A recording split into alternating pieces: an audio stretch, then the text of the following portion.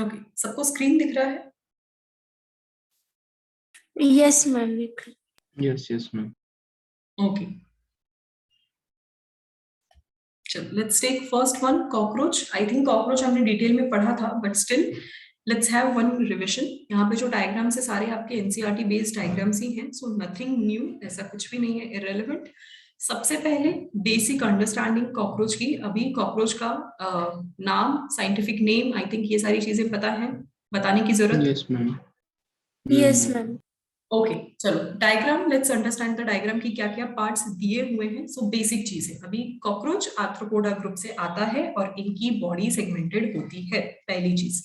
Then इनके body को majorly, यहाँ पे डायग्राम अगर आप देखोगे तो मेजर इनको किन पार्ट्स में इनको डिवाइड किया गया है। फर्स्ट आपको हेड रीजन दिख रहा है, हेड पे आईज, दो टाइप के आईज इनके प्रेजेंट होते हैं। फर्स्ट इज ऑसिलम एंड दूसरा कंपाउंड आई। दो टाइप के, यानी सिंपल एंड कंपाउंड आई इनके पास प्रेजेंट होते हैं, जो आपको डिटेल स्ट्रक्चर एरो को अगर ध्यान दोगे तो वहां पे मेंशन्ड है इनके हेड पोर्शन पे क्या क्या चीजें हैं। दूसरा, इसी हेड रीजन से इनका माउथ रीजन कनेक्टेड होता है, तो माउथ कॉम्प्लिकेटेड होने की वजह से, प्लस अभी आर्थ्रोपोडा से well differentiated organs and organ system start होते हैं। स्टार्ट इन द सेंस आपको और ज्यादा वेल वर्स्ड सारी चीजें दिखेंगी। अगर सीलम है तो उसमें हीमोसील और ऐसी कंडीशंस भी दिखेंगी। Communications, transportation, nutrition intake and sensory organs का एडवांसमेंट आपको आर्थ्रोपोडा में देखने को मिलेगा। सो उसकी वजह से आर्थ्रोपोडा ग्रुप का एक ऑर्गेनिज्म की अंडरस्टैंडिंग जरूरी है, and the most common one is cockroach.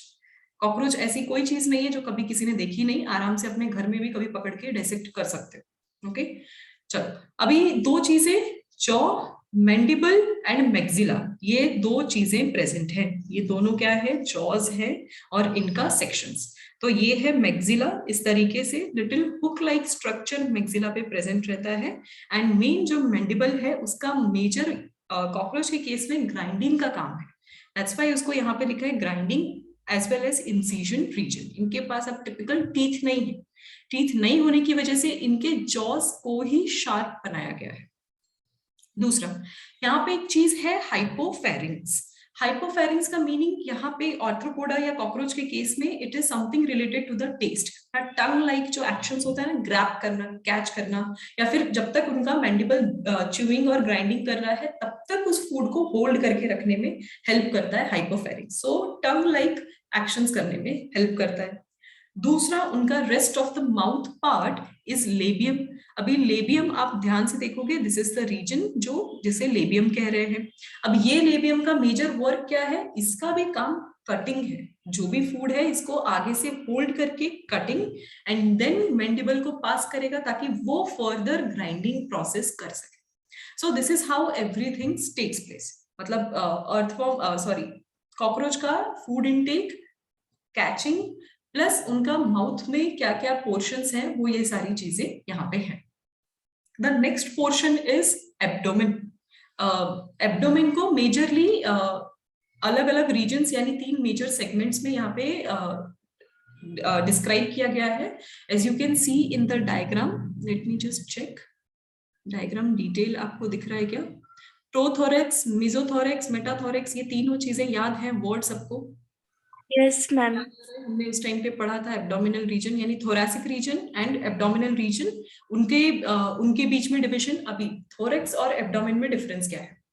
Thorax के केस में क्या हो रहा है कि आपको जो सेगमेंटेशंस है वो ज्यादा डिफाइंड सेगमेंटेशंस है, प्लस थोरैसिक रीजन में अभी तक वेल वर्स्ड ऑर्गन्स फिट नहीं होते। अभी धीरे धीरे एनाटॉमी पढ़ोगे समझ में आएगा कि थोरैसिक रीजन एक्चुअली इंटरनली उतने ऑर्गन्स को सपोर्ट नहीं करता जितना कि एब्डोमेन करता है। ओके, ये important things.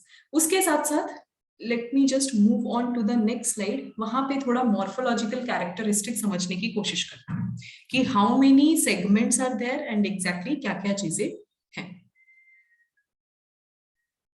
Okay, thorax reason, चलो यहाँ पे आपको मेंशन किया है। दूसरी चीज रिस्पॉन्सिबल क्या है एज पर द डायग्राम, क्या क्या चीजें प्रेजेंट है यहाँ पे?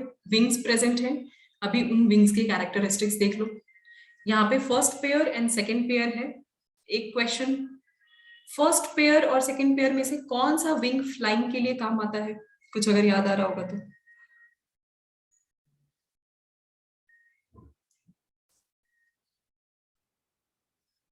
कॉकरोच कौन से विंग्स को फ्लाइंग के लिए यूज करता है, कौन से विंग्स को हम प्रोटेक्शन के लिए यूज हम करता जो हाइंड विंग्स होते हैं ना वो है? ओके, हाइंड विंग्स जो फ्लाइंग के जो मेटाथोरेसिक है बेसिकली। ओके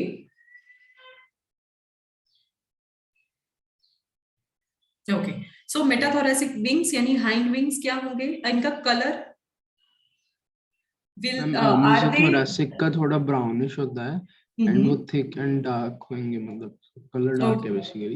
ओके एंड जो मतलब वो दूसरे मेटाथोरेसिक वो थोड़े लाइट है। राइट, वो ट्रांसपेरेंट होता है प्लस मेम्ब्रेनस है। दूसरी चीज फ्लाइट के लिए यूज होता है। और जो फोर विंग है, फोर विंग यहाँ पे अब क्या होगा, फोर विंग यहाँ यूज होगा फॉर प्रोटेक्शन, क्योंकि वो लेदरिंग वैसे उसका नाम टेगमिना है ना, राइट फोर विंग करेक्ट का। राइट। सो फोर विंग का नाम टेगमिना एंड हाइंड विंग का नाम नहीं दिया है शायद ना। हाँ हाइंड विंग ही है ना। हाइंड विंग या फिर फ्लाइट विंग भी कहीं कहीं मेंशन होता है। सो क्वेश्चन में अगर फ्लाइट विंग लिखा हो, so don't be confused, it is all about hind wing only. So अभी जो फोर विंग है वो प्रोटेक्ट करते हैं, डार्क कलर के होते हैं, लेदरी कह लो वैसा दिखते हैं।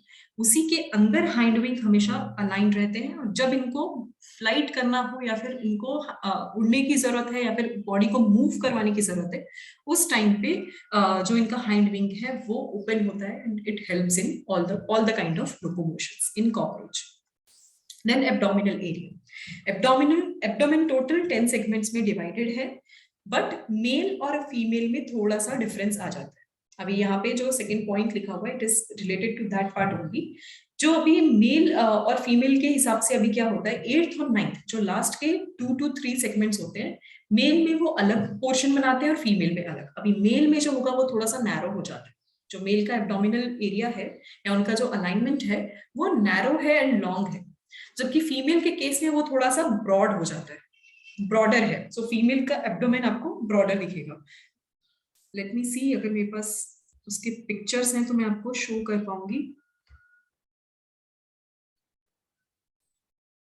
Okay, I am not sure इसमें ये चीजें मेंशन है, मींस डायग्रामेटिकली वो चीज मेंशन है या नहीं, I am not sure, but mail and female के एब्डोमेन का यही डिफरेंस है। अब जो 7th एंड 8th एब्डोमेन है या वो सेगमेंट जो है, मेनली वो क्या हो जाते हैं, मींस एंड में 7th के बाद आफ्टर 7th वो फ्यूज होना शुरू हो जाते हैं। तो हमेशा डायग्राम में आपको 7th तक की काउंटिंग प्रॉपर दिखती है, 8th 9th और 10th की काउंटिंग प्रॉपर नहीं दिखती। ओके, दूसरी चीज क्यों ऐसा होता है, रीजन ये है मॉर्फोलॉजिकली या फिर जो एक्सटर्नल अपीयरेंस है, रीजन इज बिकॉज लोअर जो सेक्शन है, लोअर सेगमेंट जो है, वहीं पे मेल एंड फीमेल के जेनिटल ऑर्गन्स, उनके रिप्रोडक्टिव ऑर्गन्स प्रेजेंट होते हैं। And because of that, male है तो उसे सीमेन बियर करना है, उसे सीमेन स्टोर भी करना है डिपेंडिंग अपॉन द कंडीशन। अगर फीमेल है तो उसे तो एग स्टोर करना है, प्लस आफ्टर दैट एग्स के बाद फर्टिलाइजेशन के लिए भी उसे पाउच एक मेंटेन करना पड़ता है। Because of those reasons surface area ज्यादा रिक्वायरमेंट, मींस उसकी रिक्वायरमेंट ज्यादा होती है, दैट्स व्हाई एंड में फ्यूजन हो जाता है ताकि वो एरिया हो सके, प्रॉपरली डिविजन ना हो। उतना जितना ज्यादा एरिया मिलेगा उतना ज्यादा उनका रिप्रोडक्टिव ऑर्गन वेल अलाइंड होगा। These are the morphological characteristics. Let's discuss few of the anatomical characteristics. Means individual organ systems क्या क्या है। Digestive system very easy, 3 type के गट्स हैं जो डिवाइडेड हैं, फोर, मिड एंड हाइंड, ये 3 चीजें। इनके दूसरे नाम, साइंटिफिक नेम्स भी मेंशन्ड हैं, क्या क्या दिए हुए हैं, मींस इनके और भी अल्टरनेट नेम्स जो इनको कहते हैं। जो फोर कट है यहाँ पे क्या लिखा हुआ है, फर्स्ट इज बकल चेम्बर है, pharyngeal region, oesophagus, crop and gizzard. अब ये जो मेन पोर्शन है, अभी इसका मेजर काम क्या होगा, अगर किसी को गिजर्ड का फंक्शन याद आ रहा है कॉकरोच के केस में, एग्जैक्टली क्या करता है उसमें गिजर्ड? 6 चिटनेस प्लेट्स होते थे और वो ग्राइंडिंग के लिए करेक्ट, ग्राइंडिंग का काम करता है गिजर्ड यहाँ पे। सो मोस्टली जो गिजर्ड है काइंड ऑफ कह लो हायर ऑर्गेनिजम्स का जो भी स्टमक है, मींस क्रॉप एंड गिजर्ड मिला के जो भी स्टमक रीजन है वो कह सकते हो, it is kind of a muscular stomach. Even Aves में भी होता है ना, राइट, उनमें भी गिजर्ड होते हैं। क्यों होते हैं पता है, क्यों गिजर्ड बनाया जाता है, क्योंकि जिन लोगों के पास टीथ नहीं होता, हमारे पास बर्ड कैविटी में टीथ है ना, तो हम पहले ही च्यूइंग कर लेते हैं और अपने जो भी फूड बर्ड्स पार्टिकल्स के है पास तो क्रैक सिर्फ करते बीक ही होती है ना। हैं। राइट राइट, उनके पास भी बीक होता है। एंड एप्स का एक फैक्ट है, एप्स जब भी फूड कंज्यूम करते हैं तो अपने साथ साथ वो स्टोन्स भी कंज्यूम करते हैं। आपने देखा होगा या फिर नहीं भी देखा होगा, मे भी सुना होगा कि बर्ड्स जो हैं, स्पेशली हैन तो कॉमन है तो उसको देख पाते हो आप, तो वो जब फूड या जब भी वो ग्रेन्स या अपना कोई भी फूड कंज्यूम करती है तो साथ ही साथ उसके आसपास के स्टोन्स या फिर हार्ड सब्सटेंस रॉक्स को भी वो कंज्यूम कर लेते हैं। रीजन यही होता है कि during their eating process, swallowing के टाइम पे वो स्टोन्स जो होते हैं वो हेल्प करते हैं in churning and chewing part. So means that is their natural process. That's how they consume food and इनका digestion जो होता है वो आगे carry forward होता है. खैर कॉकरोच नहीं करता, that is related to the apes. Now अभी इनिशिएशन कैसा हुआ, इन्होंने खाना लिया, उसका फूड ट्रांसपोर्टेशन, सेकेंड उसका चर्निंग एंड ग्राइंडिंग, ये सारी चीजें क्रॉप एंड गिजर्ड मिलके कर रहे हैं. Then comes midgut. अभी मिडगट में क्या क्या चीजें प्रेजेंट हैं, ग्लैंड्स प्रेजेंट हैं. वही ग्लैंड्स क्या करेंगे, डाइजेस्टिव एंजाइम सिक्रीट करेंगे. अभी देखो यहाँ पे क्या मेंशन्ड है, hepatic caeca. Hepatic caeca directly जैसे यहाँ पे गिजर्ड था स्टमक की तरह, hepatic caeca is nothing but the liver part. So ये ग्लोब्यूलर फॉर्म में है hepatic caeca between gizzard and midgut. Gizzard और मिडगट यानी जंक्शन पे, फोरगट और मिडगट का जैसी जंक्शन स्टार्ट होगा वहीं पे हिपैटिक सीका प्रेजेंट है, और इसका मेजर वर्क है to secrete the all required digestive enzymes. ये सारे इनके बेसिक कैरेक्टरिस्टिक्स. तो डाइजेशन, फूड पास हुआ, चर्निंग हुआ, ग्राइंडिंग हुआ, देन डाइजेस्टिव एंजाइम्स ने डाइजेशन अपना किया. Then hindgut. Hindgut consist of ileum, colon, rectum. इनमें से एक भी वर्ड नहीं है जो पता नहीं है, ऑलरेडी अब ह्यूमन फिजियोलॉजी किया है, so I think everyone can relate to all the words. तो हाइंडगट में मेजरली Yes, क्या ma'am. हुआ, इंटेस्टिनल पार्ट कह लो, जैसे large intestine, small intestine and large intestine का मिला जुला पार्ट. अब यहाँ पे फूड का एब्जॉर्प्शन होगा, इस एरिया में फूड का एब्जॉर्प्शन होगा एंड देन पास ऑन कर दिया जाएगा, एक्सक्रीट आउट कर देंगे faecal matter. This is about the digestive system. Next comes nervous system. Nervous system में इनके पास बहुत ही हाईली एडवांस नर्वस सिस्टम तो नहीं है, but yes little bit of ganglia and nerve network जो है वो आप एग्जिस्ट करते हैं आर्थ्रोपोडा में, वो आप देख सकते हो. That's why central, peripheral and sympathetic nervous system कहा है. सो यानी ब्रेन लाइक स्ट्रक्चर है, बहुत सारे नर्व्स एक साथ एक्यूमुलेटेड है, ब्रेन लाइक स्ट्रक्चर.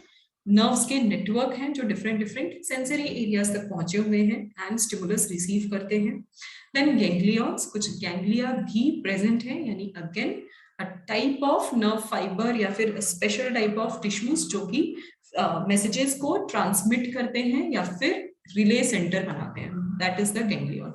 तो इनके पास भी एक बेसिक लेवल के कुछ नर्व्स और उनके नेटवर्क प्रेजेंट होते हैं. Next comes respiratory system. Yes ma'am, उसके थोरैक्स और एब्डोमेन में ज्यादा नेटवर्क होता है और हेड में कम होता है. करेक्ट. इसके लिए अगर उसका हेड कट हो गया तो 1 वीक के लिए जिंदा सर्वाइव कर सकता. Correct correct, that is one of the part. Plus दूसरी चीज, कॉकरोच को सरवाइव करने के लिए मॉइस्चर की जरूरत है. बात समझ रहे हो, कॉकरोच जो है विदाउट मॉइस्चर उसका सरवाइव करना बहुत मुश्किल है. इसीलिए पहले तो वो नॉक्टर्नल है तो वो डैम्प और डार्क एरियाज में रहता ही रहता है, तो आपको सिंक के नीचे, कॉर्नर्स में, अंधेरे में वहां दिखेगा. बट अगर मॉइस्चर नहीं रहा ना तो कॉकरोच सरवाइव नहीं हो पाता है. फूड नहीं भी रहा तो चलेगा, मॉइस्चर, एयर, ये सारी चीजें जरूरी है for their respiration, oxygen exchange, gaseous exchange, ये सारी चीजें उनके बॉडी सरफेस से हो रही है अभी. तो उस चीज की वजह से वो अगर उसको right moisture content, humidity and air नहीं मिला तो उनका सर्वाइवल और डिफिकल्ट हो जाता है. तो वही चीज हम अभी देख रहे हैं रेस्पिरेटरी सिस्टम में. इनके पास क्या है, ट्रैकिया के networks lateral side of body, और उनके पास स्मॉल होल्स है, that is known as spiracles, 10 pairs present होते हैं. देन वही ट्रैकिया के नेटवर्क फर्दर ट्रैकियोल्स में डिवाइड हो जाते हैं, और यहाँ पे इनके पास ब्लड वेसल्स नहीं है हमारी तरह. यही ट्रैकिया के नेटवर्क्स हैं जो गैसियस एक्सचेंज करवाते हैं थ्रू स्पिरिकल्स या स्पिक्यूल्स, कहीं कहीं डिपेंडिंग अपॉन द कंडीशन क्या क्या वर्ड यूज कर रहे हैं उसके हिसाब से. उसके बाद गैसियस एक्सचेंज करने के बाद ऑक्सीजन को कैरी करके अलग अलग एरिया में ट्रांसपोर्टेशन ट्रैकियोल्स कराते हैं. This is the only difference जो इनके respiratory system and higher order respiratory system है. हमारे पास लंग्स है तो इनहेलेशन एक्सहेलेशन हम करवा रहे हैं, अभी इनके पास वो चीज नहीं है. इनहेल एक्सहेल होने की बजाय जो हमारे एल्वियोलाई का फंक्शन है वही फंक्शन इनके बॉडी सरफेस पे ही हो जाता है. excretory system.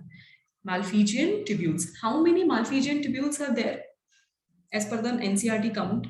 Does anyone know? NCERT अगर I पढ़ी think होगी, so.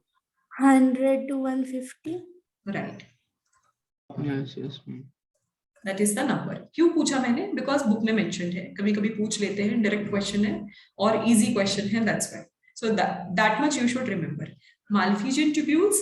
अभी Malphizian tubules exactly क्या कर रहे हैं? इनके केस में filtration, जैसे glomerulus आपने देखा था, तो इनका जो भी hemosil का या जो भी फ्लूइड मटेरियल इनके पास आएगा, उसे उसका वेस्ट लेकर बाकी सारी चीजें कोलोन में आगे पास होने देते हैं. तो इनका प्रेजेंस कहाँ हुआ फिर? मालफिजियन ट्यूब्यूल कहाँ प्रेजेंट होगा, कौन से रीजन में?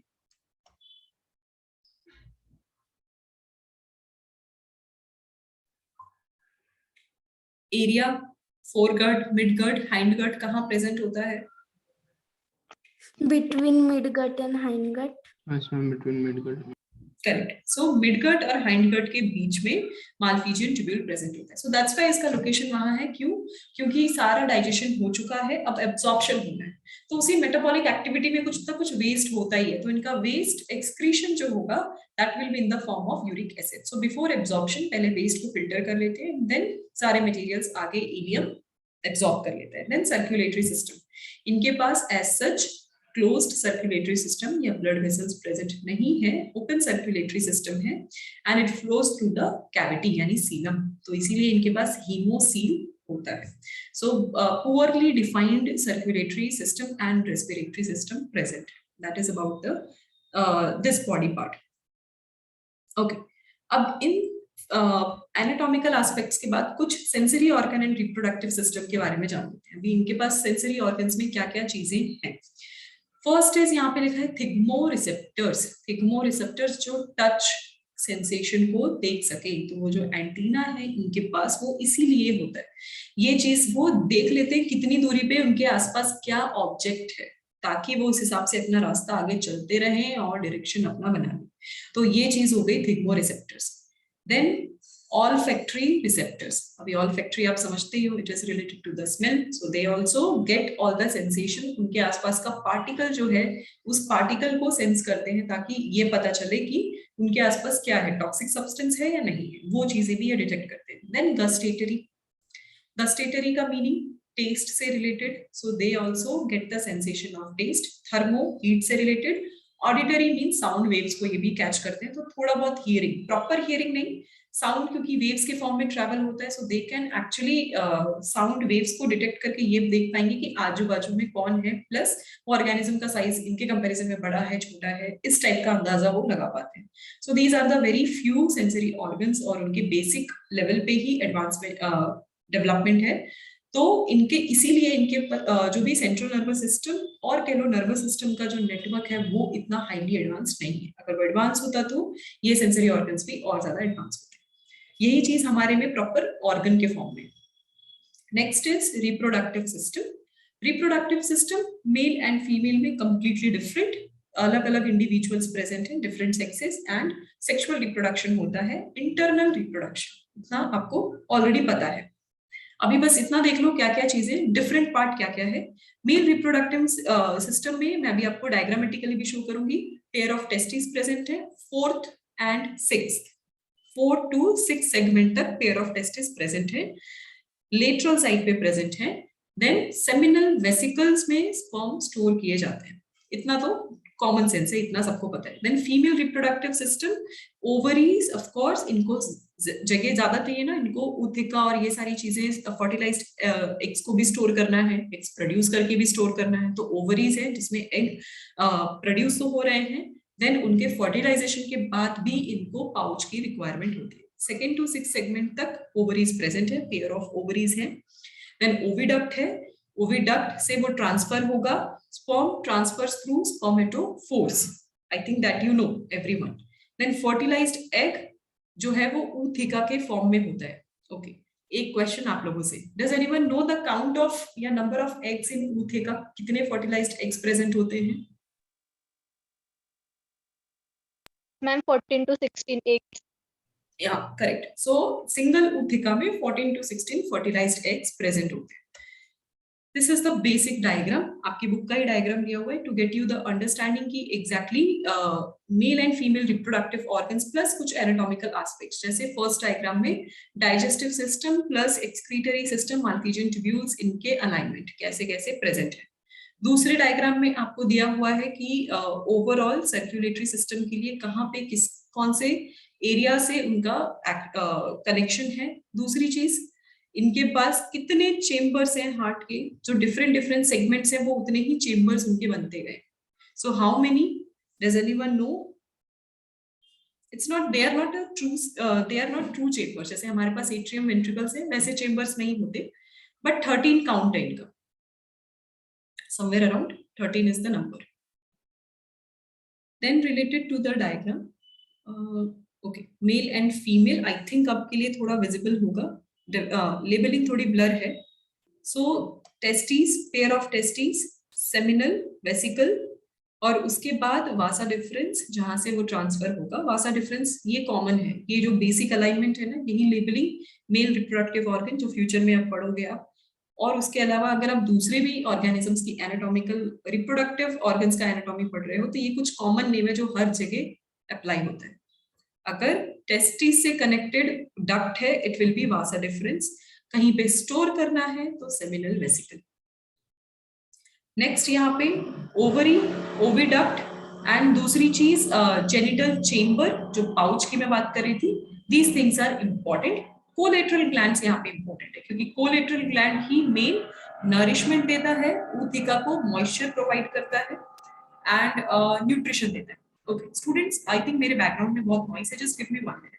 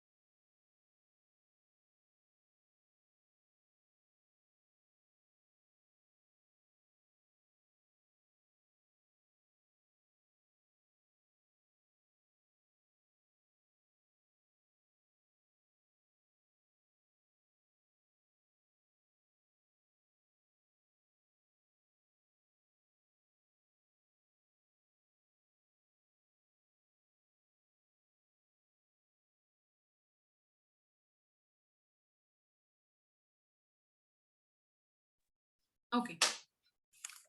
Yes, so I was explaining about all the reproductive organ parts. So ovary, oviduct. दूसरा कोलेटरल ग्लैंड्स इंपॉर्टेंट है. समटाइम्स कुछ क्वेश्चंस आते हैं related to the supporting glands जो कि गोनाड्स प्लस गैमीट्स को लुब्रिकेशन, न्यूट्रिशन प्रोवाइड करने में हेल्प करते हैं. प्लस जो यहाँ पे जेनिटल चेम्बर यहाँ मेंशन किया हुआ है वही जेनिटल चेम्बर है या जेनिटल पाउच कह लो इन कंबाइनली, जिसको जहाँ पे ऊथिका स्टोर होता है. तो इसी जगह पे जो स्टोरेज होगा तो कोलेटरल ग्लैंड्स ही हैं जो उसको उस टाइम पे न्यूट्रिशन प्रोवाइड करेंगे या हैचिंग तक, टिल द मोमेंट जब तक उनका हैचिंग नहीं हो जाता तब तक. Okay, so these are all the aspects related to cockroach. सबको याद आ गया क्या क्या हमने पढ़ा था? Yes, ma'am. ओके, सिमिलरली कुछ ऐसी basic characteristics earthworm and frog से भी रिलेटेड है, बिकॉज आई थिंक अर्थवर्म कितने बच्चे हैं जिन्होंने पहले पढ़ा हुआ है इन सम क्लासेस और मे बी सेल्फ स्टडी और मे बी बोर्ड की क्लास में ही सही?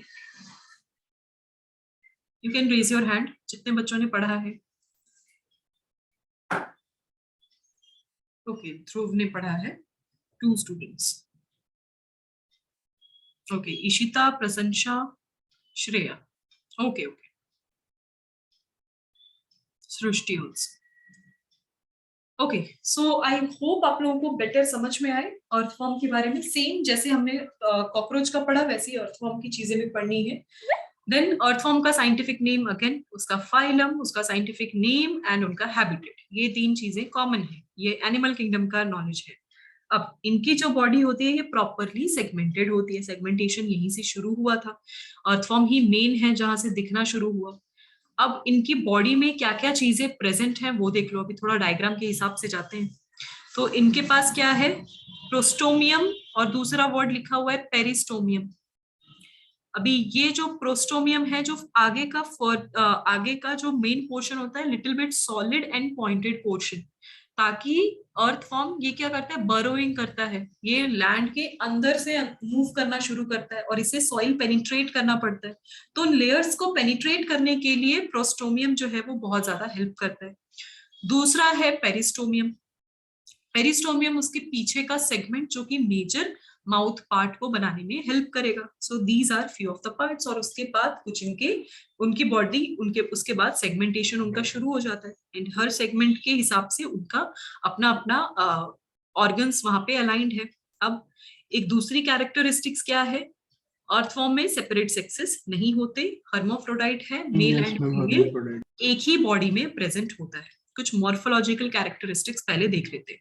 अब देखो 2 चीजें दी हैं, dorsal and ventral side. Dorsal side dark line of blood vessels and ventral side में जेनिटल ओपनिंग्स, यही डिफरेंस है इनका।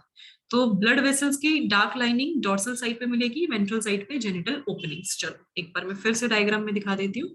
सो एज पर दिस डायग्राम, ये जो लाइंस दिख रही हैं, may be this line is the blood vessels इनके लिए, और यहाँ पे आपको वेंट्रल साइड पे ये जेनिटल अपर्चर्स कह लो, ओपनिंग्स कह लो, ये यहाँ पे प्रेजेंट है।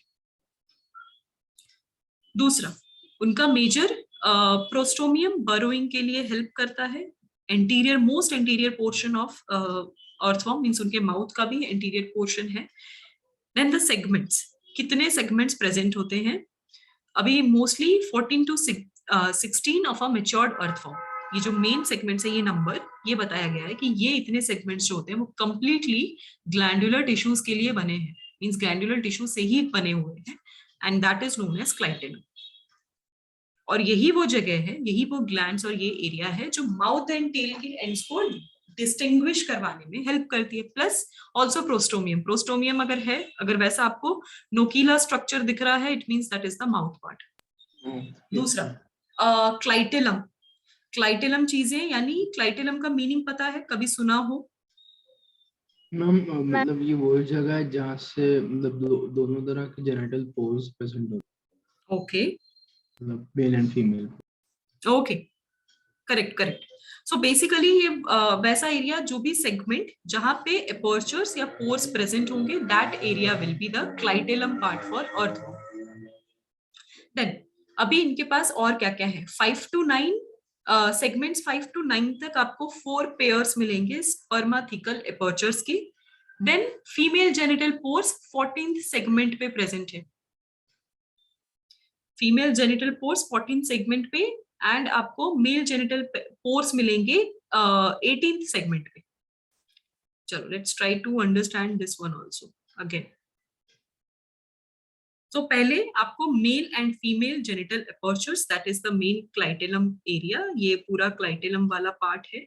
देन उनके अपर्चर्स के बाद, जेनिटल अपर्चर्स के बाद उनके पोर्स की शुरुआत हो जाएगी। सो 14th पे pair of female and 18th पे pair of male. Then सिटा,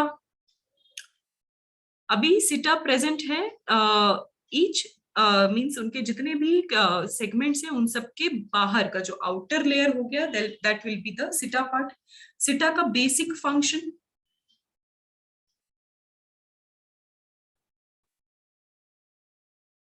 locomotion.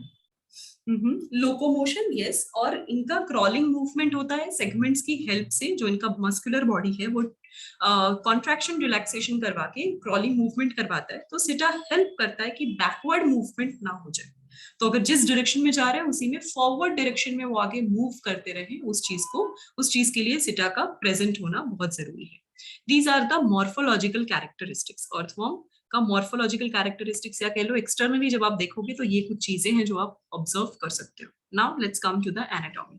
बहुत ज्यादा इनका भी वेल डिफरेंशिएटेड एनाटॉमी नहीं है, बहुत बेसिक लेवल पे ही आपको समझना है. इनके पास एक लॉन्ग एलिमेंट्री कनाल है, ट्यूबुलर है, अभी ये तो कॉमन हो गया. देन थ्रू आउट सेगमेंट वो आगे चलता ही जाएगा. अब इनके पास भी ओरल कैविटी या बकल एरिया प्रेजेंट है, फेरिंग्स है, ईसोफेगस है, मास्कुलर गिजर्ड्स है. तो अगेन ये सारी चीजें जो आपके पास थी आपके डाइजेस्टिव सिस्टम में, उसी को रिजेंबल करते हुए उसका बेसिक वर्जन अर्थवर्म के पास भी होगा. देन नंबर ऑफ सेगमेंट्स दिए हुए हैं, किस सेगमेंट से कहां तक होगा, intestine and finally ends at the ends. तो डाइजेस्टिव सिस्टम जो माउथ रीजन से जो भी फूड स्वेलो करोगे थ्रू आउट दिस प्रोसेस उसका डाइजेशन होगा एंड होके देन ऑफ कोर्स वो एक्सक्रीट आउट हो जाएगा. एक चीज यहाँ पे वर्ड लिखा हुआ है टिफ्लोसोल. टिफ्लोसोल जो होता है इंटेस्टाइन, अर्थवर्म के इंटेस्टाइन को कहते हैं. जो नॉर्मली टिफ्लोसोल वर्ड है वो इंटेस्टाइन के लिए भी रिजेंबल किया जाता है. तो इनका ऐसा एरिया जहाँ पे फूड एब्जॉर्प्शन, डाइजेशन कंप्लीट होगा और फूड एब्जॉर्प्शन होगा, उसी रीजन को यहाँ पे टिफ्लोसोल कहते हैं. तो वो बेसिकली क्या करेगा, सरफेस एरिया बढ़ाने में हेल्प करेगा, डाइजेशन होगा plus absorption. That is about digestive system. Let's come to next part, circulatory system. Circulatory system जो है, हार्ट इनके पास प्रेजेंट है, सॉरी क्लोज्ड, पूरे इनवर्टिब्रेट्स में इनका ही रहता है ना. Correct correct. इनके पास close circulatory system, they have the heart plus they have the blood vessels and capillaries. Closed है इसीलिए कैपिलरीज होंगी. जिनके पास क्लोज नहीं होते उनके पास सीलम होता है. यही दो चीज डिफरेंस है. Then segment 4 to 6 consist of blood glands and help in production of blood cells and hemoglobin. अभी hemoglobin बोल दिया है तो आपको पता है कि pigmentations क्या क्या होंगे. रेस्पिरेटरी, अभी रेस्पिरेटरी सिस्टम इनका क्या होगा, of course diffusion, skin diffusion. Skin outer body surface से जो भी गैसियस एक्सचेंज होगा वहीं से इनका मेन रेस्पिरेटरी सिस्टम उतना ही है. जो भी गैसियस एक्सचेंज है उतना ही होगा फिलहाल. एक्सक्रीटरी सिस्टम, नेफ्रीडियम, नेफ्रीडिया सुना था एनिमल किंगडम जब हम पढ़ रहे थे. Yes ma'am. तो एनेलिडा फाइलम में नेफ्रीडिया प्रेजेंट होता है. ये भी अलग अलग सेगमेंट्स में प्रेजेंट है. यानी ये ऐसे स्पेशल ट्यूब लाइक स्ट्रक्चर्स हैं जो फिल्टरेशन करवाते हैं. ये जो क्लोज सर्कुलेटरी सिस्टम है ना, इसी ब्लड को फिल्टर करते हैं एंड वेस्ट, नाइट्रोजनस वेस्ट को आगे एक्सक्रीट आउट करवाते हैं. Okay, so this is about basic morphological characteristics. इतनी बात समझ में आई? Yes ma'am. ओके, अगर समझ में, डू वन थिंग, ये सेशन का टाइम आउट वैसे भी हो चुका है. Everyone please join the other session, so I don't want कि सबका फ्लो ब्रेक हो.